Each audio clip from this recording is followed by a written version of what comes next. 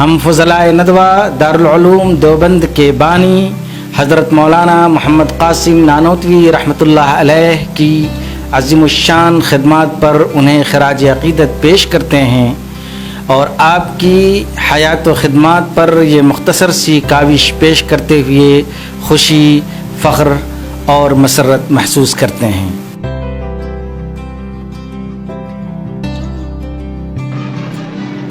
1857 سے پہلے تقریباً پورے ہندوستان پر انگریزوں کا قبضہ ہو چکا تھا۔ انگریزوں کا ظلم و ستم ہندوستانی عوام پر جاری تھا۔ مخالفت کی ہر آواز کو دبایا جا رہا تھا۔ انگریزوں کا ظلم و ستم جب حد سے گزر گیا تو 1857 عیسوی کے آتے آتے ہندوستان کے کئی علاقوں میں جہاد کی تحریکیں شروع ہوئیں اور بغاوت کی آگ ہر طرف بھڑک اٹھی۔ ضلع شاملی کے تھانہ بھون میں اس دور کے نامور علماء دین اکٹھا ہوئے۔ حاجی امداد اللہ مہاجر مکی، مولانا محمد قاسم نانوتوی، مولانا رشید احمد گنگوہی اور مولانا رحمت اللہ کرانوی کے ساتھ بہت سارے علماء دین انگریزوں کے خلاف علم جہاد بلند کرنے کے لیے تیار تھے۔ حاجی امداد اللہ مہاجر مکی کو امیر بنایا گیا اور مولانا محمد قاسم نانوتوی کو سپہ سالار اور بقیہ علماء کو دیگر ذمہ داریاں سونپی گئیں۔ پھر انگریزوں کے خلاف باقاعدہ مہم کا آغاز ہوا۔ سہارنپور سے انگریزی پلٹن شاملی جا رہی تھی جس میں توپ خانے اور جنگ کے بھاری ساز و سامان موجود تھے۔ چنانچہ مولانا رشید احمد گنگوہی کی قیادت میں ایک فوجی دستہ روانہ کیا گیا اور انگریزی پلٹن پر چھاپے ماری کی گئی اور سارے اسلحے ضبط کر لیے گئے۔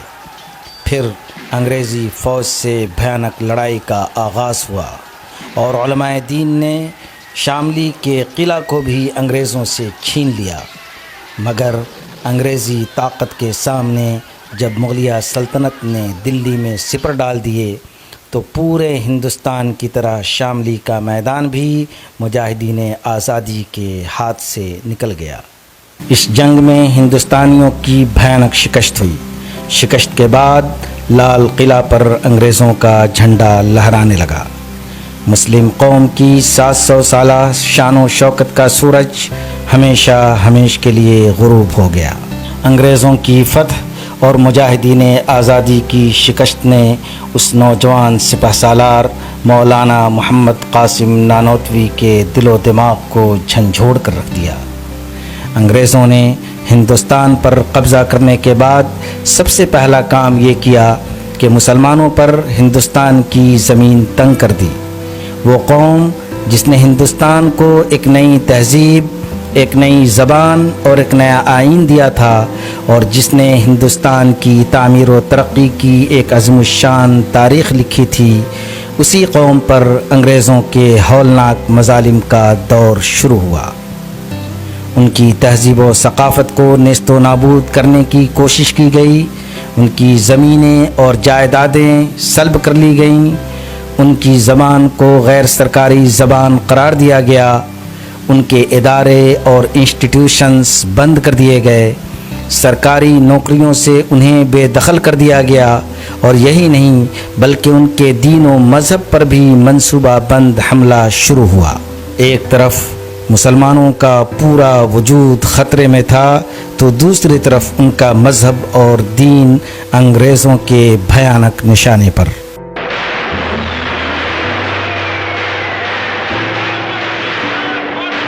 ایسے حالات میں شاملی کے میدان میں انگریزوں کو للکارنے والا وہ مرد مجاہد اٹھا اور ہندوستان میں مسلمانوں کے دین و مذہب کی حفاظت کا بیڑا اپنے سر اٹھا لیا اور اپنے دینی اور تعلیمی تحریک کے ذریعہ ایک ایسا انقلاب برپا کر دیا جس کی مثال گزشتہ کئی صدیوں میں دکھائی نہیں دیتی۔ اس عظیم شخصیت کا نام مولانا محمد قاسم نانوتوی تھا، جن کو دنیا دارالعلوم دیوبند کے بانی کے نام سے جانتی ہے۔ مولانا محمد قاسم نانوتوی نے کئی شہروں میں مدارس کا جال بچھایا۔ دیوبند میں دارالعلوم، مراد آباد میں مدرسہ قاسمیہ شاہی، گلاوٹی میں مدرسہ منبع العلوم اور امروہہ میں مدرسہ جامع مسجد امروہہ قائم کیا، جہاں سے آج بھی علم دین کی روشنی ہر طرف پھیل رہی ہے۔ مولانا محمد قاسم نانوتوی کی زندگی کا سب سے عظیم الشان کارنامہ دارالعلوم دیوبند کا قیام تھا۔ دارالعلوم دیوبند ایک مدرسہ نہیں بلکہ ایک مشن تھا، ایک تحریک تھی جس کا خواب مولانا محمد قاسم نانوتوی نے دیکھا تھا، اور سچ تو یہ ہے کہ مولانا محمد قاسم نانوتوی کے جانشینوں نے مولانا کا وہ خواب سچ کر دکھایا۔ مولانا نے سہارنپور کے ایک چھوٹے سے شہر دیوبند میں جو علم دین کی شمع روشن کی تھی، اس شمع سے شمع جلتی گئی، یہاں تک کہ پورا بر صغیر علم دین کے ان قمقموں سے جگمگا اٹھا۔ آج ہندوستان ہی نہیں بلکہ پاکستان، بنگلہ دیش، افغانستان، جنوبی افریقہ، برطانیہ کے علاوہ دنیا کے نہ جانے کتنے ممالک میں اہل دیوبند نے علم دین کا جو چراغ جلا رکھا ہے، اس کی روشنی سے ہزاروں طالبان علوم نبوت روزانہ فیض یاب ہو رہے ہیں۔ دارالعلوم دیوبند کو جامع ازہر کے بعد دنیا کی سب سے بڑی اسلامک یونیورسٹی کے طور پر مانا جاتا ہے۔ مولانا محمد قاسم نانوتوی نے مولانا سید محمد عابد دیوبندی، مولانا ذوالفقار علی دیوبندی اور مولانا فضل الرحمن عثمانی صاحب کے عملی تعاون سے 13 مئی 1866 عیسوی کو سہارنپور کے ایک چھوٹے سے گاؤں دیوبند میں اس کی بنیاد رکھی تھی۔ اس کا آغاز دیوبند کی چھتہ مسجد سے ہوا اور ایک درخت کے نیچے ایک استاذ اور ایک طالب علم کے ذریعہ اس کی شروعات ہوئی۔ مولانا محمد قاسم نانوتوی کی خلوص و للہیت اور بے مثال قربانی نے اسے بہت ہی مختصر مدت میں ترقی کی بلندیوں تک پہنچا دیا۔ مولانا نے آخری سانس تک اسی باغیچہ علم و فن کی آبیاری کی اور اس کی تعمیر و ترقی میں مشغول رہے۔ دارالعلوم دیوبند نے صرف علم دین کی روشنی ہی نہیں پھیلائی بلکہ دارالعلوم دیوبند کے فرزندوں نے اپنے بانی کے نقش قدم پر چلتے ہوئے ملک کی آزادی میں ایسا زبردست کردار ادا کیا جسے ہندوستان کی تاریخ کبھی فراموش نہیں کر سکتی۔ تحریک ریشمی رومال آج بھی آزادی کی تاریخ کا ایک سنہرا باب ہے۔ مولانا محمود الحسن، مولانا عبید اللہ سندھی، مفتی کفایت اللہ دہلوی، مولانا حسین احمد مدنی، مولانا احمد علی لاہوری اور مولانا حبیب الرحمن لدھیانوی کے علاوہ سینکڑوں فرزندان دارالعلوم دیوبند ہیں جنہوں نے ہمارے ملک کی آزادی میں ایک زبردست کردار ادا کیا۔ جہاں تک علماء دیوبند کی علمی، تصنیفی اور دینی اور دعوتی خدمات کا تعلق ہے تو تبلیغی جماعت جو دنیا کی سب سے بڑی دینی اور دعوتی جماعت تسلیم کی جاتی ہے، اس کے بانی مولانا الیاس کاندھلوی بھی اسی دانشکدہ کے فرزند ارجمند تھے۔ پاکستان کے مفتی اعظم مولانا محمد شفیع، سینکڑوں کتابوں کے مصنف مولانا اشرف علی تھانوی، مولانا محمود الحسن، مولانا انور شاہ کشمیری اور مولانا حسین احمد مدنی کے علاوہ ایسے سینکڑوں مفسر، محدث، فقیہ، ادیب، مصنف اور داعی ملیں گے جنہوں نے اس دانشکدہ علم و فن سے فیض اٹھایا تھا۔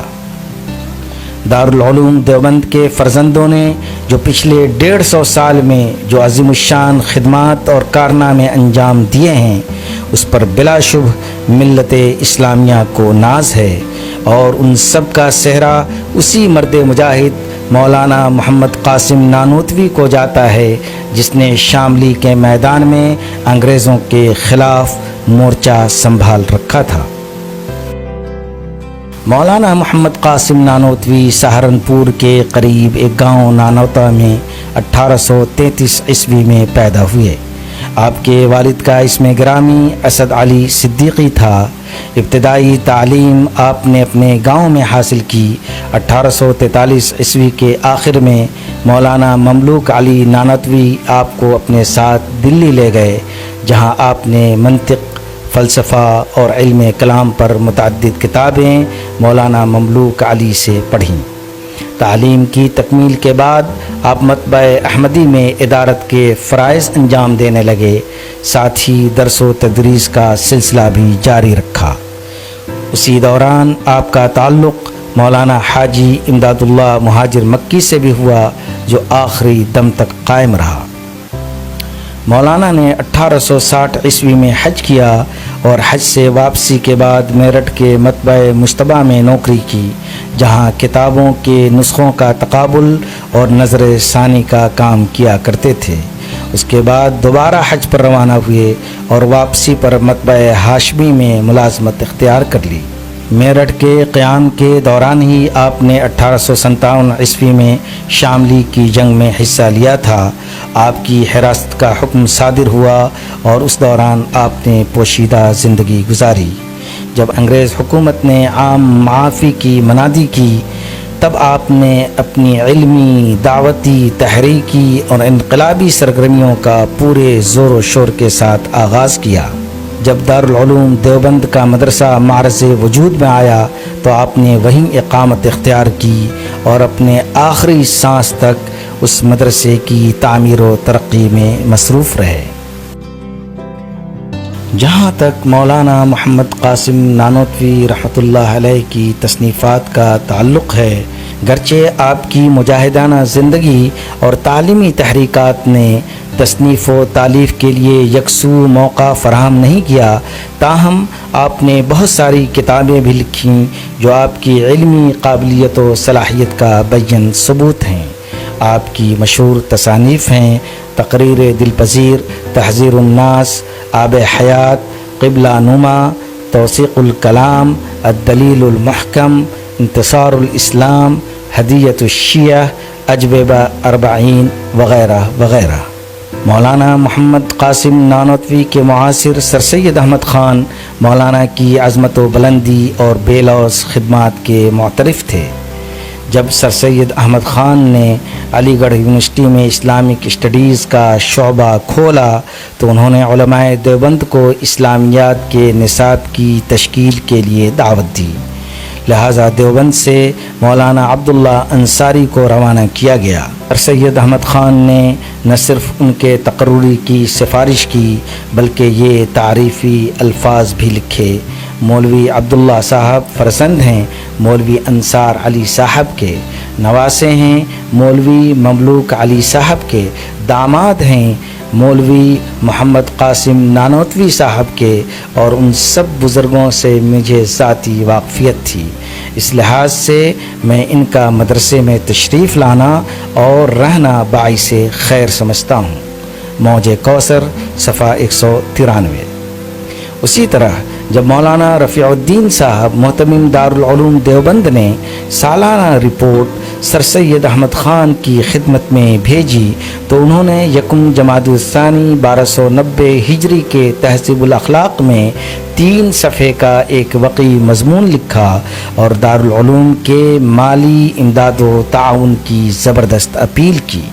دوسری طرف مولانا محمد قاسم نانوتوی بھی سر سید احمد خان سے بعض اختلافات کے باوجود اپنی محبت اور لگاؤ کا اظہار کیا کرتے تھے۔ مولانا محمد قاسم نانوتوی سر سید احمد خان کے بارے میں ایک جگہ لکھتے ہیں کہ سید صاحب کی اولو العزمی اور دردمندی اسلام کا میں معتقد ہوں، اور اسی وجہ سے ان کی نسبت اظہار محبت اگر کروں تو بجا ہے۔ 19ویں صدی کی یہ دونوں عظیم ہستیاں ایک دوسرے کو نہ صرف عزت و احترام کی نگاہ سے دیکھتی تھیں بلکہ برملا ایک دوسرے کی تعریف و ستائش بھی کرتی تھیں۔ مولانا کے انتقال پر سید احمد خان نے لکھا تھا، در حقیقت فرشتہ سیرت اور ملکوتی خصلت کے شخص تھے، اور ایسے شخص کے وجود سے زمانے کا خالی ہو جانا ان لوگوں کے لیے جو ان کے بعد زندہ ہیں نہایت رنج اور افسوس کا باعث ہے۔ مولانا محمد قاسم نانوتوی ایک عظیم مجاہد، ایک مخلص مصلح، ایک بہترین مصنف، ایک یگانہ روزگار متکلم، ایک بے باک خطیب، ایک بے مثال استاذ و مربی اور ایک بے لوث خادم دین و ملت ہونے کے ساتھ ساتھ اپنے خلوص و للہیت اور زہد و استغنا کی وجہ سے سلف صالحین کی جیتی جاگتی تصویر تھے۔ 19ویں صدی کا یہ عظیم الشان عالم دین جس نے میدان جنگ میں بھی اپنے جوہر دکھائے تھے، ہندوستان میں ایک بے مثال تعلیمی انقلاب برپا کر کے صرف 47 سال کی عمر میں 15 اپریل 1880 عیسوی کو اس دنیا سے رخصت ہو گیا۔ آسماں تیری لحد پر شبنم افشانی کرے، سبزۂ نورستہ اس گھر کی نگہبانی کرے۔